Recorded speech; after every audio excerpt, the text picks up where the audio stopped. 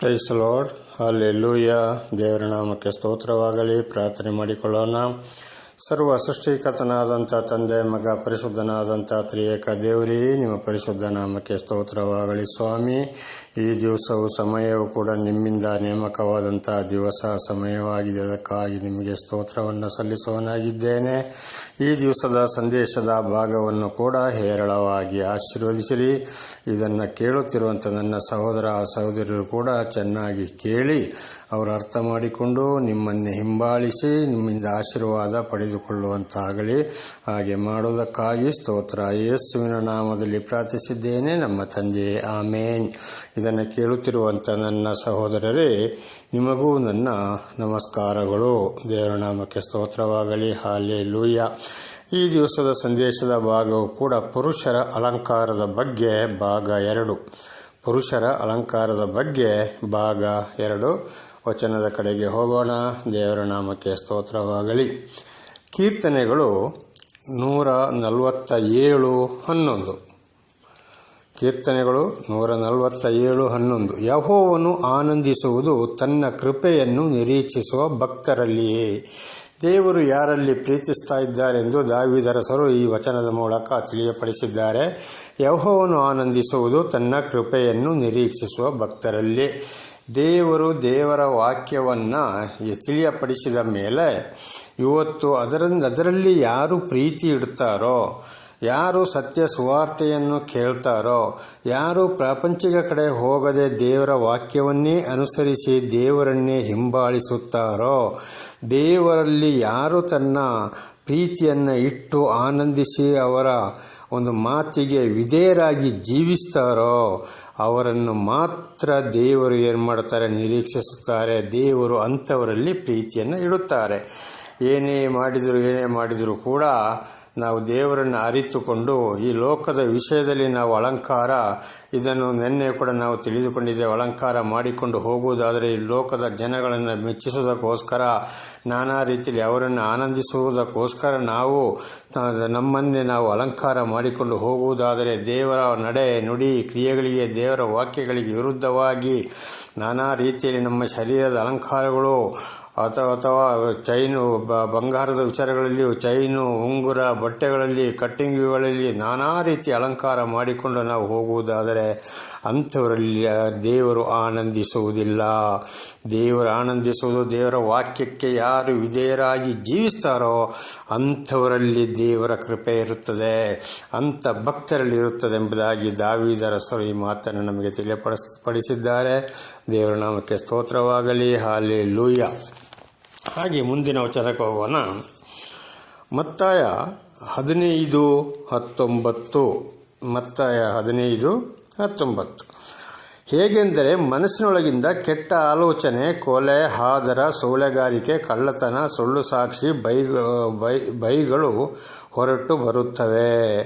ಕಾರಣ, ಇವತ್ತು ದೇವರು ನಮಗೆ ದರ್ಶನ ಕೊಟ್ಟ ಮೇಲೆ, ಅನೇಕ ಪಾಪಗಳಿಂದ ನಮ್ಮನ್ನು ಬಿಡುಗಡೆ ಮಾಡಿದ ಮೇಲೆ, ನಮ್ಮನ್ನು ಕರೆದ ಮೇಲೆಯೂ ಕೂಡ ನಾವು ಈ ಲೋಕದ ಅಲಂಕಾರಗಳಿಗಾಗಿ ನಾವು ಜೀವಿಸುವುದಾದರೆ, ಅಲಂಕಾರ ಮಾಡಿಕೊಂಡು ನಮ್ಮ ಒಂದು ಸ್ವಾರ್ಥ ಜೀವನಕ್ಕಾಗಿ ಯಾವುದೋ ಆಸೆಯಿಂದ ನಾವು ಮನುಷ್ಯರನ್ನು ಮೆಚ್ಚಿಸಲಿಕ್ಕೋಸ್ಕರ ಜೀವಿಸುವುದಾದರೆ ಖಂಡಿತವಾಗಿ ಇದೆಲ್ಲ ಅರ್ಥ ಏನಾಗಿದೆಯಪ್ಪ ಅಂದರೆ, ನಮ್ಮ ಮನಸ್ಸು ಕೆಟ್ಟು ಹೋಗಿದೆ. ಆ ಮನಸ್ಸು ಕೆಟ್ಟು ಹೋಗಿದ್ರಿಂದ ನಾವು ದೇವರಿಂದ ದೂರ ಹೋಗಿ ದೇವರ ವಾಕ್ಯಕ್ಕೆ ವಿರುದ್ಧವಾಗಿ ಅಂಥವ್ರು ಏನು ಮಾಡ್ತಾ ಇದ್ದಾರೆ, ಇವತ್ತು ತನ್ನ ಶರೀರವನ್ನು ಅಲಂಕಾರ ಮಾಡಿಕೊಳ್ತಾ ಇದ್ದಾರೆ. ಮೊನ್ನೆ ತಾನೇ ಒಬ್ಬರು ನನಗೆ ಹೇಳಿದರು, ಒಂದು ಸಹೋದರರು, ಕ್ರೈಸ್ತ ಸಹೋದರರು, ಸಾರ್, ನಾವು ಈ ಲೋಕದ ಜನಗಳಿಗೆ ಹೇಗಿದ್ದಾರೋ ಹಾಗೆ ನಾವು ನಡ್ಕೊಳ್ಬೇಕಾಗ್ತದೆ ಎಂಬುದಾಗಿ. ಹಾಗಾದರೆ ಲೋಕದ ಜನಗಳಿಗೆ ನಾವು ನಡ್ಕೊಳ್ಳುವುದಾದರೆ ದೇವರನ್ನು ಯಾಕೆ ಹಿಂಬಾಲಿಸ್ತಾ ಇದ್ದೀಯಾ? ಯಾಕೆ ನೀನು ದೇವಾಲಯಕ್ಕೆ ಹೋಗ್ತಾ ಇದ್ದೀಯಾ? ಯಾಕೆ ನೀನು ವಾಕ್ಯವನ್ನು ಕೇಳ್ತಾ ಇದ್ದೀಯಾ? ಯಾಕೆ ದೇವರ ವಿಷಯವನ್ನು ನೀನು ಮಾತನಾಡ್ತಾ ಇದ್ದೀಯಾ? ಯಾಕೆ ನೀನು ಮನೆಯಲ್ಲೇ ಪ್ರಾರ್ಥನೆ ಮಾಡ್ತಾ ಇದ್ದೀಯಾ? ಅವಶ್ಯ ಇಲ್ಲಲ್ಲ, ಬಿಟ್ಟು ಬಿಡ್ಬೋದಲ್ವ? ಲೋಕದವ್ರ ಹಿಂದೆ ನಾವು ಹೋಗ್ಬೋದಲ್ಲ. ನಾನು ದೇವರ ವಿಶ್ವಾಸಿ, ನಾನು ದೇವರ ಮಗ ಅಂತ ಹೇಳಿಕೊಂಡು ಲೋಕದವರ ಸಂಗಡ ಮಾಡ್ಕೊಳ್ಳುವುದಾದರೆ ಯಾಕೆ ಈ ವಿಷಯ ನಿನಗೆ ದೇವರ ಹಿಂದೆ ನೀನು ಹೋಗುವುದು ಬೇಕು? ಅವಶ್ಯವಿಲ್ಲ. ಕಾರಣ ಏನಂದರೆ, ಮನಸ್ಸು ಕೆಟ್ಟು ಹೋಗಿದೆ. ದೇವರಲ್ಲಿ ಈ ಲೋಕದ ಅಲಂಕಾರಕ್ಕೆ ಅವರು ಮಾರು ಹೋಗಿದ್ದಾರೆ. ಜನಗಳನ್ನು ಮೆಚ್ಚಿಸುವರಾಗಿದ್ದಾರೆ. ನಮಗೆ ಈ ಕಡೆ ದೇವರು ಬೇಕು, ಈ ಕಡೆ ದೆವ್ವನು ಬೇಕು ಅಂತೇಳಿ ತಮ್ಮ ಅಲಂಕಾರದ ಮುಖಾಂತರ ಜನಗಳನ್ನು ಉಳಿಸಿಕೊಳ್ಳುವರಾಗಿದ್ದಾರೆ. ತೋರಿಸಿಕೊಳ್ಳುವವರಾಗಿದ್ದಾರೆ. ಒಂದು. ಎರಡನೇದಾಗಿ ಅವರನ್ನೇ ಅವರು ಹೆಚ್ಚಿಸಿಕೊಳ್ಳುವವರಾಗಿದ್ದಾರೆ. ಹಾಗಿದು ಕಾರಣ ಏನಪ್ಪ ಅಂದರೆ ಮನಸ್ಸು ಕೆಟ್ಟು ಹೋಗಿದೆ. ಆದ್ದರಿಂದ ದೇವರ ವಾಕ್ಯಕ್ಕೆ ಅವಿಧೇಯರಾಗಿ ನಡೆದು ಇವರು ಅಲಂಕಾರವನ್ನು ಮಾಡಿಕೊಳ್ತಾ ಇದ್ದಾರೆ ಎಂಬುದಾಗಿ ಈ ವಚನದ ಅರ್ಥವು ನಮಗೆ ತಿಳಿಸಲ್ಪಡುತ್ತದೆ. ಮುಂದಿನ ವಚನಕ್ಕೆ ಹೋಗೋಣ. ಮತ್ತಾಯ 23:12. ತನ್ನನ್ನು ಹೆಚ್ಚಿಸಿಕೊಳ್ಳುವವನು ತಗ್ಗಿಸಲ್ಪಡುವನು, ತನ್ನನ್ನು ತಗ್ಗಿಸಿಕೊಳ್ಳುವವನು ಹೆಚ್ಚಿಸಲ್ಪಡುವನು ಎಂಬುದಾಗಿ ದೇವರ ನಾಮಕ್ಕೆ ಸ್ತೋತ್ರವಾಗಲಿ. ಹಲ್ಲೆಲೂಯಾ. ದೇವರ ವಾಕ್ಯಕ್ಕೆ ವಿರುದ್ಧವಾಗಿ ತನ್ನನ್ನು ತಾನೇ ನಾನು ಇವತ್ತು ಅಂಥವನು, ನಾನು ಇಂಥವನು ಅಂತ ಹೇಳಿಕೊಂಡು ಅಲಂಕಾರ ಮಾಡಿಕೊಂಡು ಸ್ಟೈಲ್ ಮಾಡಿಕೊಂಡು ಕನ್ನಡಿಯಲ್ಲಿ ತನ್ನ ಮುಖವನ್ನು ನೋಡಿ ನಾನು ಹೇಗೆ ಕಾಣ್ತಾ ಇದ್ದೀನಿ, ಚೆನ್ನಾಗಿ ಕಾಣ್ತಾ ಇದ್ದೀನಿ ಅಂತೇಳಿ ಮುಖಕ್ಕೆ ಸುಗಂಧ ದ್ರವ್ಯಗಳನ್ನು ಹಚ್ಚಿಕೊಂಡು ಇವತ್ತು ಶರೀರಕ್ಕೆ ಬಟ್ಟೆಗಳಿಗೂ ಸ್ಪ್ರೇ ಮಾಡಿಕೊಂಡು ಘಮ ಘಮ ತೇಳಿಸಿಕೊಂಡು ಉಂಗುರ, ಚೈನು, ಕೂದಲು, ಕಟ್ಟಿಂಗು ಇದರಲ್ಲಿ ಕೂಡ ಸ್ಟೈಲ್ ಮಾಡಿಕೊಂಡು ಇತರರಿಗೆ ಕಾಣಿಸಿಕೊಳ್ಳಬೇಕಾಗಿ ನಾನಾ ಥರದ ಬಟ್ಟೆಗಳನ್ನು ಹಾಕಿಕೊಂಡು ಅದರಲ್ಲಿಯೂ ಅಲಂಕಾರ ಮಾಡಿಕೊಂಡು ಇವತ್ತು ದೇವರ ವಾಕ್ಯಕ್ಕೆ ವಿರುದ್ಧವಾಗಿ ಲೋಕದ ವಿಷಯದ ಬಗ್ಗೆ ಅಲಂಕಾರ ಮಾಡಿಕೊಂಡು ಯಾರು ಜೀವಿಸ್ತಾ ಇದ್ದಾರೋ ಅಂಥವರು ತಗ್ಗಿಸಲ್ಪಡುವರು ಎಂಬುದಾಗಿ, ತನ್ನನ್ನು ಹೆಚ್ಚಿಸಿಕೊಳ್ಳುವನು ತಗ್ಗಿಸಲ್ಪಡುವನು.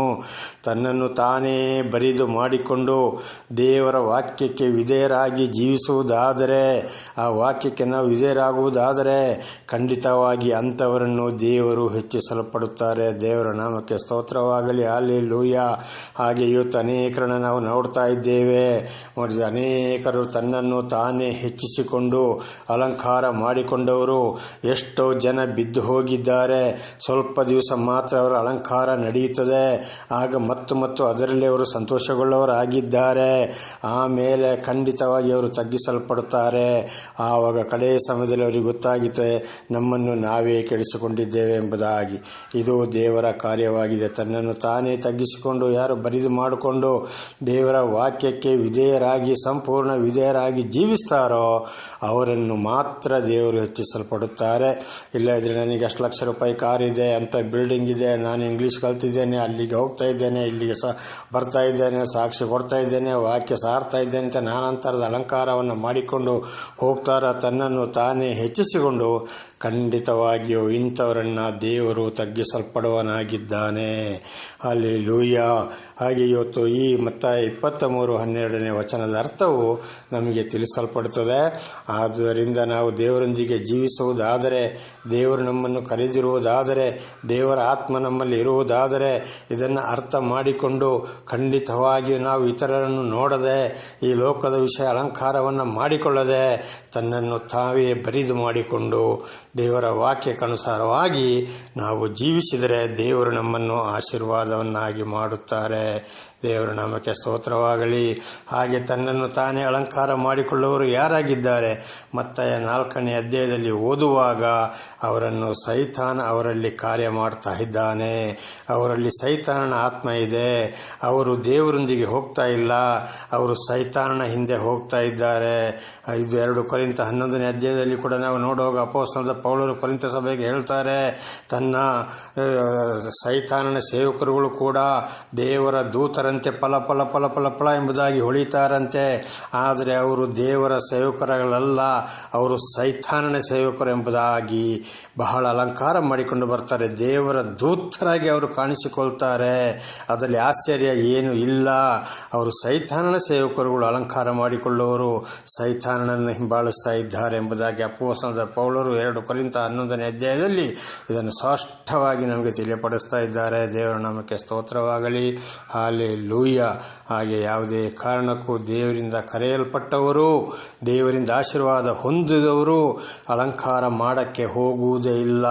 ಅವರನ್ನು ಅವರೇ ತಗ್ಗಿಸಿಕೊಂಡು ಸಾಮಾನ್ಯ ರೀತಿಯಲ್ಲಿ ಹೋಗುವವರಾಗಿದ್ದಾರೆ. ದೇವರ ನಾಮಕ್ಕೆ ಸ್ತೋತ್ರವಾಗಲಿ. ಹಲ್ಲೆಲೂಯಾ. ಹಾಗೆ ಮುಂದಿನ ವಚನಕ್ಕೆ ಹೋಗೋಣ. ಫಿಲಿಪ್ಪಿಯರಿಗೆ 2ನೇ ಅಧ್ಯಾಯ 5-11. ಕ್ರಿಸ್ತ ಯೇಸುವಿನಲ್ಲಿದ್ದಂಥ ಮನಸ್ಸು ನಿಮ್ಮಲ್ಲಿ ಇರಲಿ. ಆತನು ದೇವ ಸ್ವರೂಪನಾಗಿದ್ದರೂ ದೇವರಿಗೆ ಸರಿ ಸಮಾನವಾಗಿರುವುದೆಂಬ ಅಮೂಲ್ಯ ಪದವಿಯನ್ನು ಬಿಡಲೊಲ್ಲೆನು ಎಂದೆಣಿಸದೆ ತನ್ನನ್ನು ಬರಿದು ಮಾಡಿಕೊಂಡು ದಾಸನ ರೂಪವನ್ನು ಧರಿಸಿಕೊಂಡು ಮನುಷ್ಯರಿಗೆ ಸದೃಶನಾದನು. ಹೀಗೆ ಆತನು ಆಕಾರದಲ್ಲಿ ಮನುಷ್ಯನಾಗಿ ಕಾಣಿಸಿಕೊಂಡಿದ್ದಾಗ ತನ್ನನ್ನು ತಗ್ಗಿಸಿಕೊಂಡು ಮರಣವನ್ನು, ಅಂದರೆ ಶಿಲುಬೆಯ ಮರಣವನ್ನಾದರೂ ಹೊಂದುವಷ್ಟು ವಿಧೇಯನಾದನು. ಈ ಕಾರಣದಿಂದ ದೇವರು ಆತನನ್ನು ಅತ್ಯುನ್ನತ ಸ್ಥಾನಕ್ಕೆ ಏರಿಸಿ ಎಲ್ಲ ಹೆಸರುಗಳಿಗಿಂತ ಶ್ರೇಷ್ಠವಾದ ಹೆಸರನ್ನು ಆತನಿಗೆ ದಯಪಾಲಿಸಿದ್ದಾನೆ. ಆದುದರಿಂದ ಸ್ವರ್ಗ, ಮೃತ್ಯು, ಪಾತಾಳಗಳಲ್ಲಿ ಇರುವವರೆಲ್ಲರೂ ಯೇಸುವಿನ ಹೆಸರಿನಲ್ಲಿ ಅಡ್ಡಬಿದ್ದು ಯೇಸು ಕ್ರಿಸ್ತನನ್ನು ಒಡೆಯನೆಂದು ಪ್ರತಿಜ್ಞೆ ಮಾಡಿ ತಂದೆಯಾದ ದೇವರಿಗೆ ಘನವನ್ನು ಸಲ್ಲಿಸುವರು. ದೇವರ ನಾಮಕ್ಕೆ ಸ್ತೋತ್ರವಾಗಲಿ. ಹಲ್ಲೆಲೂಯಾ. ನನ್ನ ಸಹೋದರರೇ, ಯೇಸು ಕ್ರಿಸ್ತನಲ್ಲಿದ್ದಂಥ ಮನಸ್ಸು ಸರ್ವ ಸೃಷ್ಟಿಕರ್ತನಾದಂಥ ದೇವರು ಅವರು ತನ್ನನ್ನು ತಾನೇ ಬರಿದು ಮಾಡಿಕೊಂಡು ತಂದೆಯಾದ ದೇವರಿಗೆ ವಿಧೇಯರಾಗಿ ಜೀವಿಸಿದರು. ಅದೇ ರೀತಿ ಇವತ್ತು ನಾವು ಕೂಡ ದೇವರು ನಮಗೆ ದರ್ಶನ ಕೊಟ್ಟ ಮೇಲೆ, ನಮ್ಮನ್ನು ಕರೆದ ಮೇಲೆ, ನಮಗೆ ಗೊತ್ತಾದ ಮೇಲೆ ಖಂಡಿತವಾಗಿ ನಾವು ಏನು ಮಾಡಬೇಕು? ನಮ್ಮನ್ನು ನಾವೇ ಬರಿದು ಮಾಡಿಕೊಂಡು ಯೇಸು ದೇವರಲ್ಲಿದ್ದಂಥ ಮನಸ್ಸು ನಮ್ಮಲ್ಲಿ ಕೂಡ ಇರಬೇಕಾಗ್ತದೆ. ಆತನು ದೇವ ಸ್ವರೂಪನಾಗಿದ್ದರೂ ದೇವರಿಗೆ ಸಮನಾಗಿರುವ ಎಂಬ ಅಮೂಲ್ಯ ಪದವಿಯನ್ನು ಬಿಡಲೆಲ್ಲೂ ಎಂದೆನಿಸದೆ ತನ್ನನ್ನು ಬರಿದು ಮಾಡಿಕೊಂಡು ದಾಸನ ರೂಪವನ್ನು ಧರಿಸಿಕೊಂಡು ಮನುಷ್ಯರಿಗೆ ಸದೃಶನಾದನು. ಸರ್ವ ಸೃಷ್ಟಿಕರ್ತನಾದ ದೇವರು ಕೂಡ ಅವರು ಏನು ಮಾಡಿದರು? ದೇವರ ಸ್ವರೂಪನಾಗಿದ್ದರು. ದೇವರಿಗೆ ಸಮೂಹದ ಅಮೂಲ್ಯ ಅದೇ ಒಂದು ಪದವಿಯಲ್ಲಿ ಅವರು ಇದ್ದರೂ ಕೂಡ ಆ ಮನಸ್ಸನ್ನು ಬಿಡದೆ, ಆ ಕಾರ್ಯವನ್ನು ಬಿಡದೆ ತನ್ನನ್ನು ತಾನೇ ಬರಿದು ಮಾಡಿಕೊಂಡು ದಾಸನ ರೂಪ ಧರಿಸಿದರು ಭೂಲೋಕದಲ್ಲಿ. ಕಾರಣ ಇದರ ಅರ್ಥ ಏನಂದರೆ, ನೀವು ಅಲಂಕಾರ ಮಾಡಿಕೊಳ್ಬೇಡಿ, ನಿಮ್ಮನ್ನು ನೀವೇ ಹೆಚ್ಚಿಸಿಕೊಳ್ಬೇಡಿ, ಈ ರೀತಿಯಲ್ಲಿ ನೀವು ಜೀವಿಸಿ ಎಂಬುದಾಗಿ ತೋರಿಸಿಕೊಟ್ಟಿದ್ದಾರೆ. ಆದರೆ ಈ ಒಂದು ಇವತ್ತು ನಾವು ಇಂಥವರು ಅಂತ ಹೇಳಿಕೊಂಡು ಹೋಗುವವರು, ಈ ಮನಸ್ಸು, ಈ ಕಾರ್ಯ ನಮ್ಮಲ್ಲಿದೆಯೋ ನಮಗೆ ನಾವೇ ಪರೀಕ್ಷೆ ಮಾಡಿಕೊಳ್ಳೋಣ. ಆತನು ಆಕಾರದಲ್ಲಿ ಮನುಷ್ಯನಾಗಿ ಕಾಣಿಸಿಕೊಂಡಿದ್ದಾಗ ತನ್ನನ್ನು ತಗ್ಗಿಸಿಕೊಂಡು ಮರಣವನ್ನೆಂದರೆ ಶಿಲುಬೆಯ ಮರಣವನ್ನಾದರೂ ಹೊಂದುವುದಕ್ಕೆ ವಿಧೇಯನಾದರೂ. ಸರ್ವ ಸೃಷ್ಟಿಕರ್ತನಾದ ದೇವರು ಯೇಸುಸ್ವಾಮಿ ದೇವರಾಗಿದ್ದರೂ ಕೂಡ ಮನುಷ್ಯನ ಅವತಾರವೆತ್ತಿ ಬಂದು ದಾಸನ ರೂಪದಲ್ಲಿ ಧರಿಸಿ ನೋಡಿ ಅಂಥ ಕಷ್ಟ, ಸಂಕಟ, ದುಃಖವನ್ನು ಅನುಭವಿಸಿ ಮರದ ಕಂಬವನ್ನು ಹೊತ್ತುಕೊಂಡು ಹೋಗುವಂಥ ಪರಿಸ್ಥಿತಿಗೆ ಬಂದರು. ಅವರು ಯಾವ ಶಿಕ್ಷೆಯನ್ನು ಅನುಭವಿಸಿದರೂ ತನ್ನನ್ನು ತಾನೇ ಹೇಗೆ ತಗ್ಗಿಸಿಕೊಂಡರು ಎಂಬುದಾಗಿ ನಮಗೆ ಪ್ರತಿಯೊಬ್ಬರಿಗೆ ಗೊತ್ತಾಗಿದೆ. ಈಗ ಅವರಲ್ಲಿ ಅಲಂಕಾರ ಇತ್ತೋ, ಅಲಂಕಾರ ಮಾಡಿದರೋ, ಹೆಚ್ಚಿಸಿಕೊಂಡರೋ ಇಲ್ಲ, ಆ ರೀತಿ ಅವರು ತಗ್ಗಿಸಿಕೊಂಡರು. ಹಾಗೆ ನಮ್ಮನ್ನು ಕೂಡ ನಾವು ತಗ್ಗಿಸಿಕೊಳ್ಳಬೇಕಾಗಿದೆ. ಹಾಗೆ ಈ ಕಾರಣದಿಂದ ದೇವರು ಆತನನ್ನು ಅತ್ಯುನ್ನತ ಸ್ಥಾನಕ್ಕೆ ಏರಿಸಿ ಎಲ್ಲ ಹೆಸರುಗಳಿಂದ ಶ್ರೇಷ್ಠವಾದ ಹೆಸರನ್ನು ಆತನಿಗೆ ದಯಪಾಲಿಸಿದ್ದಾನೆ. ಹಾಗೆ ತಂದೆಯಾದ ದೇವರು ಕಳಿಸಿದ ಮೇಲೆ ಅವರವರನ್ನೇ ತಗ್ಗಿಸಿಕೊಂಡು ಭೂಲೋಕದ ಜೀವಿತದಲ್ಲಿ ತಂದೆಯಾದ ದೇವರ ಮಾತಿಗೆ ವಿಧೇಯರಾಗಿರುವುದರಿಂದ ದೇವರು ಅವರನ್ನು ಉನ್ನತ ಸ್ಥಿತಿಗೆ ಏರಿಸಿದರು. ಹಾಗೆ ನಮ್ಮನ್ನು ಕೂಡ ದರ್ಶನ ಕೊಟ್ಟ ಮೇಲೆ, ನಮ್ಮನ್ನು ಕರೆದ ಮೇಲೆ, ನಮ್ಮನ್ನು ನಡೆಸ್ತಾ ಇರುವಾಗ ನಾವು ಕೂಡ ನಮ್ಮನ್ನು ನಾವೇ ತಗ್ಗಿಸಿಕೊಂಡು ಯಾವುದೇ ಕಷ್ಟ, ಸಂಕಟ, ದುಃಖ ಬಂದರೂ ನಾವು ಅಲಂಕಾರವನ್ನು ತಗ್ಗಿಸಿಕೊಂಡು ಅಥವಾ ಅಲಂಕಾರವನ್ನು ಮಾಡಿಕೊಳ್ಳದೆ ಹೋಗುವುದಾದರೆ ನಮಗೂ ಕೂಡ ದೇವರು ನಮ್ಮನ್ನು ಹೇರಳವಾಗಿ ಆಶೀರ್ವಾದವನ್ನು ಮಾಡ್ತಾರೆ.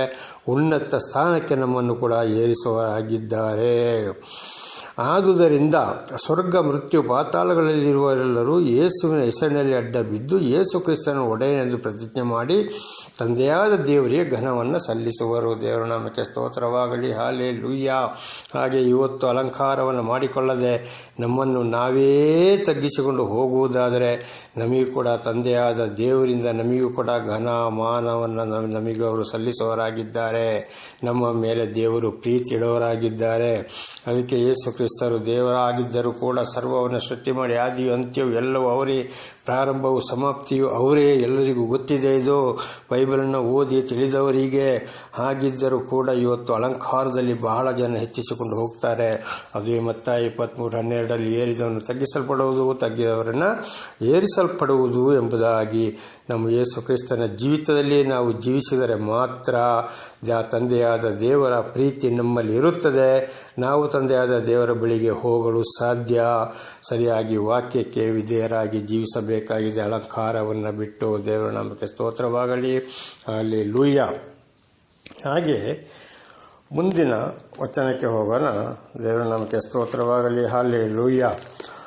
1 ಸಮುವೇಲನು 16ನೇ ಅಧ್ಯಾಯ 7ನೇ ವಾಕ್ಯ. 1 ಸಮುವೇಲನು 16ನೇ ಅಧ್ಯಾಯ 7ನೇ ವಾಕ್ಯ. ಆದರೆ ಯೆಹೋವನು ಸಮುವೇಲನಿಗೆ, ನೀನು ಅವನ ಚೆಲುವಿಕೆಯನ್ನು, ನೀಳವನ್ನು ನೋಡಬೇಡ, ನಾನು ಅವನನ್ನು ತಳ್ಳಿಬಿಟ್ಟಿದ್ದೇನೆ. ಯೆಹೋವನು ಮನುಷ್ಯರಂತೆ ಹೊರಗಿನ ತೋರಿಕೆಯನ್ನು ನೋಡದೆ ಹೃದಯವನ್ನೇ ನೋಡುವನಾಗಿದ್ದಾನೆ ಅಂದನು. ದೇವರ ನಾಮಕ್ಕೆ ಸ್ತೋತ್ರವಾಗಲಿ.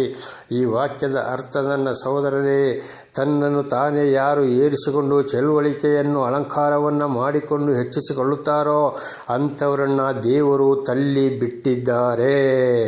ಅಂಥವರಲ್ಲಿ ದೇವರ ಆತ್ಮ ಇಲ್ಲ. ದೇವರಂಥವರನ್ನು ಪ್ರೀತಿ ಮಾಡುವುದಿಲ್ಲ. ನಾನು ಅವನನ್ನು ತಳ್ಳಿ ಬಿಟ್ಟಿದ್ದೇನೆ, ನೀಲವನ್ನು. ಅದಕ್ಕೆ ಸಮುವೇಲನಿಗೆ ಹೇಳ್ತಾನೆ, ಈ ಇಸ್ರಾಯೇಲರ ಬಗ್ಗೆ ಈ ರೀತಿ ಅಲಂಕಾರ ಮಾಡುವವರನ್ನು ಹೆಚ್ಚಿಸಿಕೊಳ್ಳೋರನ್ನು ನೀನು ನೋಡಬೇಡ, ನಾನು ಅವರನ್ನು ತಳ್ಳಿ ಬಿಟ್ಟಿದ್ದೇನೆ ಎಂಬುದಾಗಿ. ನನ್ನ ಸಹೋದರರೇ, ಇವತ್ತು ದೇವರು ನಮ್ಮನ್ನು ಕರೆದವರು, ನಾವು ದೇವರನ್ನು ಹಿಂಬಾಲಿಸುವರು, ದೇವರನ್ನು ನಡೆಸುವರು. ಇಂಥ ಅಲಂಕಾರ ಸ್ಟೈಲು ಮಾಡಿಕೊಂಡವರು ಯಾರೇ ಆಗಲಿ ಅಂಥವ್ರ ಹಿಂದೆ ಹೋಗಬಾರ್ದು, ಅಂಥವ್ರನ್ನ ಮೆಚ್ಚಬಾರ್ದು, ಅಂಥವ್ರನ್ನ ಪ್ರೀತಿ ಮಾಡಬಾರ್ದು. ಖಂಡಿತವಾಗಿ ಅವರಿಂದ ನಾವು ದೂರ ಇರಬೇಕಾಗಿದೆ. ಕಾರಣ ಈ ವಾಕ್ಯದ ಪ್ರಕಾರ ದೇವರು ಅಂಥವ್ರನ್ನ ತಳ್ಳಿಬಿಟ್ಟಿದ್ದಾರೆ. ಅವರು ಸೈತಾನನ ಹಿಂಬಾಲಿಸುವವರಾಗಿದ್ದಾರೆ. ಸೈತಾನನ ಆತ್ಮ ಅವರಲ್ಲಿ ಇದೆ. ಆದ್ದರಿಂದ ನಾವು ಅಂಥವರಿಂದ ದೂರವಿರಬೇಕಾಗಿದೆ. ಯೆಹೋವನು ಮನುಷ್ಯರಂತೆ ಹೊರಗಿನ ತೋರಿಕೆಯನ್ನು ನೋಡದೆ ಹೃದಯವನ್ನೇ ನೋಡುವನಾಗಿದ್ದಾನೆ. ದೇವರು ಪ್ರತಿಯೊಬ್ಬರ ಹೃದಯವನ್ನು ಪರೀಕ್ಷಿಸುವನಾಗಿದ್ದಾನೆ. ಇವರು ಹೊರಗಿನ ತೋರಿಕೆಗಾಗಿ ಇತರರನ್ನು ಮೆಚ್ಚಿಸಲಿಕ್ಕೆ, ಇತರರ ಕೈಯಿಂದ ಮತ್ತು 23ನೇ ಅಧ್ಯಾಯದಲ್ಲಿ ನೋಡುವಾಗ ಹಾದಿ ಬೀದಿಲಿ ನಮಸ್ಕಾರಗಳು, ಒಳ್ಳೆ ಸ್ಥಾನಗಳು, ಒಳ್ಳೆ ಊಟವನ್ನು ಬಯಸಲಿಕ್ಕೋಸ್ಕರ ಆ ರೀತಿ ಅಲಂಕಾರ ಮಾಡಿಕೊಂಡು ಬರೋವರಾಗಿದ್ದಾರೆ.